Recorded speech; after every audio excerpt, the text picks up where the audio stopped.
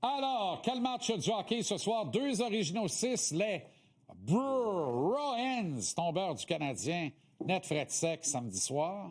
Et les Rangers de New York, Antoine Roussel, Éric Fichaud. Comment ça va, les boys? Ça va bien, Jean-Charles? Extrêmement bien, Jean-Charles. Excellent. Alors, là, évidemment, là, ça avait l'air d'une litanie de négativisme. Un peu. Non, mais il y a l'autre façon de voir ça. On devait même pas être là. On est là. Oui, on devait être là. On est rendu équipe repêchée. Là. C'est pas mal ça qu'on visait dans le pire des cas. On visait même les top 3 de la division. Puis c'est pas parce qu'on est là puis que ça va bien de façon générale, puis qu'individuellement, ça va très bien pour des gars comme Slav, comme Caulfield, comme Hudson, que tout est parfait pour autant. Tu te dis, oui, ça va bien, ça pourrait tellement aller mieux, puis ça coûterait pas bien plus cher. C'est clair, Jean-Charles.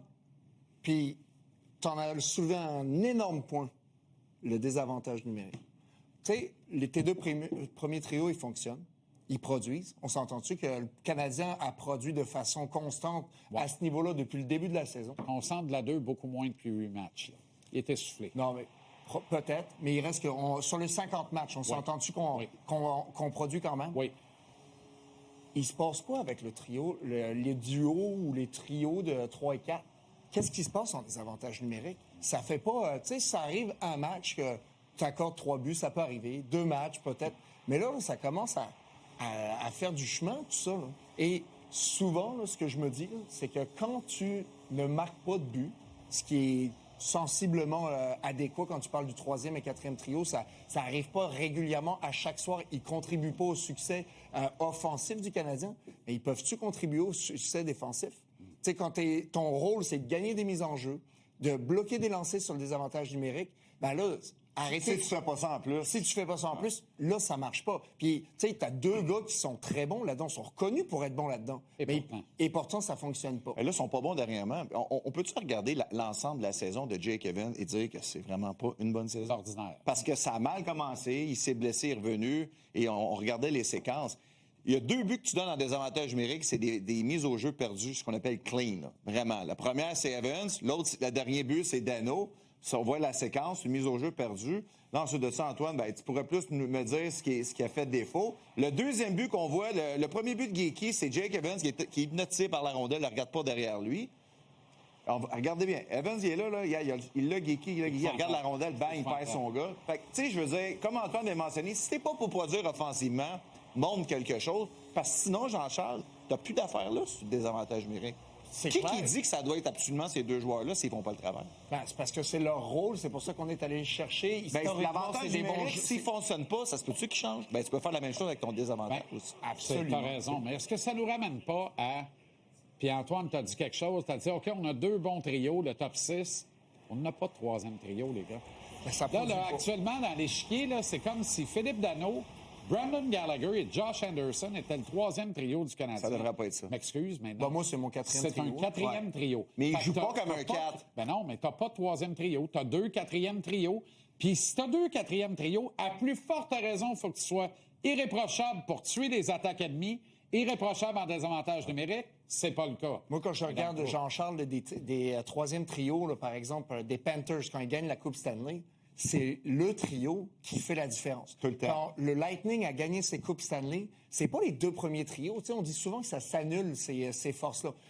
Tout le monde va avoir ses buts et ses passes sur l'avantage numérique. Exact. Mais le 3e trio, à 5 contre 5, c'est ça qui fait la différence. Donc, tu sais, il y en a qui vont dire, on s'en fout de la production du 3e et du 4e. Moi, je m'en fous pas. Non. Je trouve que c'est important parce que là, en ce moment, il faut aller chercher une certaine confiance parce que les 30 derniers matchs, tu te prépares pour les séries. Là, puis moi, je prends pour acquis que c'est ça qu'on vise. Tu sais, mettons, quand tu disais en ouverture, là, il y en a qui pourraient juste être contents d'où est-ce qu'on est rendu. Je fais pas partie de cela. Tu sais, tu pédales pour aller plus loin. C'est déjà arrivé. En plus, imagine, là, on n'a pas été blessé au niveau de nos joueurs vedettes. Là. Imagine, tu perds Suzuki, tu perds Caulfield, tu perds Slav. Exact. Et là, tu parles de la production, la pression que ça met sur les autres. Déjà que tu as de la pression parce que tu n'as pas de production de ta 2e vague de l'attaque. Il ne faudrait pas perdre un gars. Soit dit en passant que beaucoup d'équipes à travers la Ligue ont perdu des gros joueurs, des gros attaquants, puis ont survécu. Mais ça va avec la philosophie, ça, excuse-moi Jean-Charles, mais de la façon de jouer de l'équipe.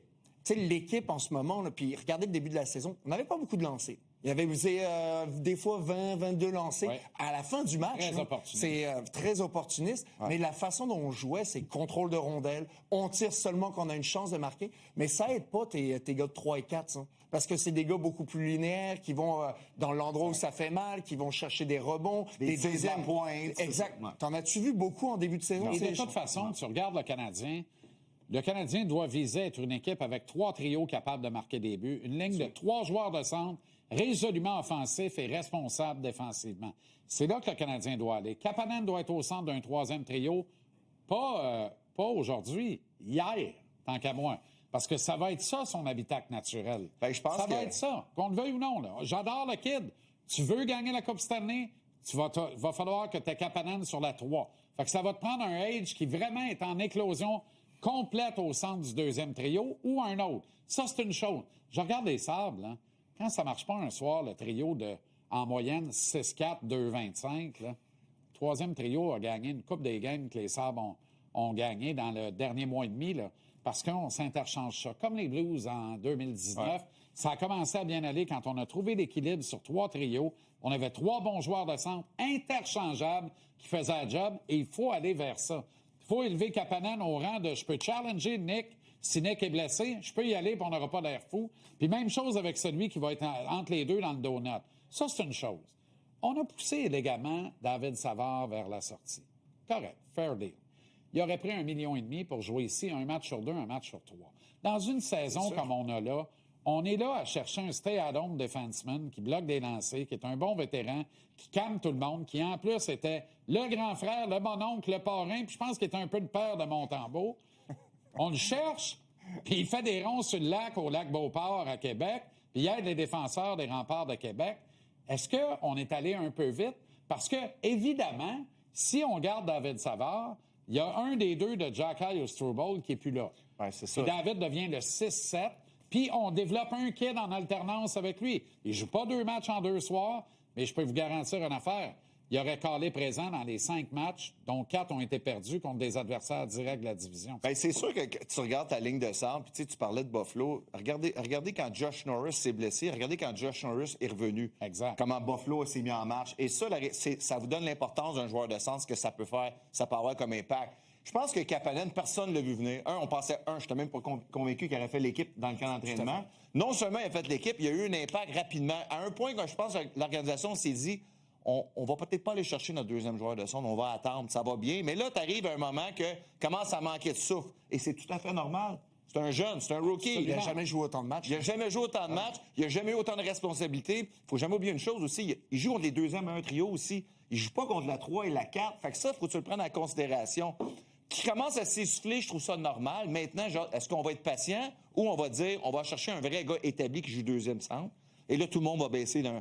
Parce que dans une équipe de série, une équipe qui pourrait aller loin, Philippe Danault, c'est pas ton 3e centre. C'est ton 4e. Puis Exact. t'es content. Puis idéalement, Jake Evans n'est peut-être plus là. Peut-être que Jake Evans est parti dans une transaction. Peut-être. Moi, je reviens avec ça, là. Tu sais, au lieu de viser la clôture puis de dire Elias Pettersson, c'est correct, là. On peut en parler de Pettersson, on peut parler on peut rêver, de Jordan Kyrou, on peut parler de Robert Thomas, on peut parler de qui vous voulez. Peux-tu parler de Jonathan Taves? Il n'ira pas nulle part, lui, à part peut-être Chicago ou Montréal.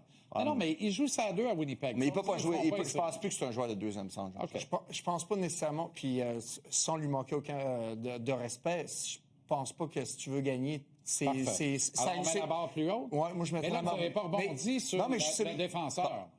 Sur le défenseur, c'est là que je m'en allais. Écoute, Jean-Charles, Ça semblait quand aussi. je voulais parler, là, mais écoute, j'ai tant souhaité, Eric, en plus. Mais quand j'étais à la dernière année de contrat, dernier été d'entraînement que j'ai fait, je me souviens, j'avais appelé Jim Neal, j'ai demandé, tu sais, y aurait-tu un contrat pour moi? Puis, à ce moment-là, il n'y a pas eu de réponse, mais quelques jours plus tard, j'ai eu une réponse, puis c'était via mon agent, puis c'est que, tu sais, on veut pas garder des fois des vétérans pour les mettre dans les pattes de tes jeunes recrues. Puis, vois-tu, là, si on avait fait ça, si on est allé chercher un 2e centre rapidement, là, l'été dernier, Ouais. on aurait mis quelqu'un dans les pattes de Kapanen, puis on n'aurait pas eu de réponse. On n'aurait pas eu de réponse que ce kid-là est capable de faire le travail. Et pourquoi je pense que c'est pas nécessairement nécessaire d'aller en 2e centre autant qu'un 3e. Tu pourrais regarder pour un 3e.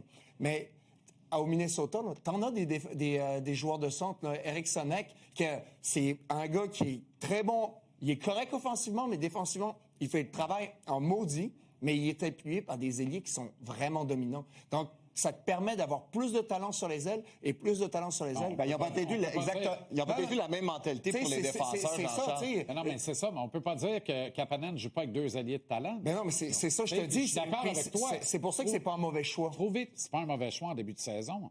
Mais maintenant, il faut que tu comprennes que le kid, tu sais, regarde ce qu'il a fait il y a 3 ans en Ligue élite là-bas. Il a joué 56 matchs sur 7 mois et demi.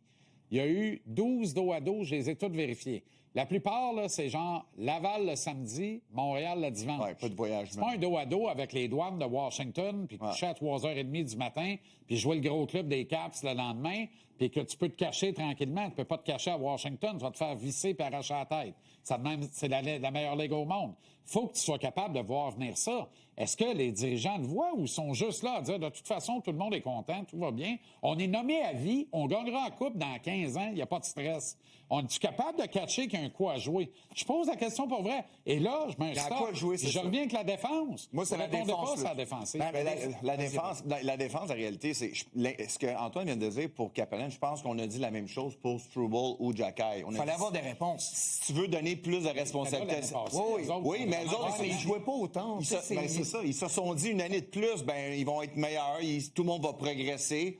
La réalité, c'est qu'il n'y a pas vraiment eu un gros progrès de la part des deux joueurs. Là. Non. Regardez Jacky quand il est rentré dans la Ligue et regardez aujourd'hui. Il y a eu des bons matchs, mais est-ce qu'il a été constant dans ses performances? Je ne suis pas prêt à dire ça. Struble, pour moi, il fait du surplace depuis un bout de temps.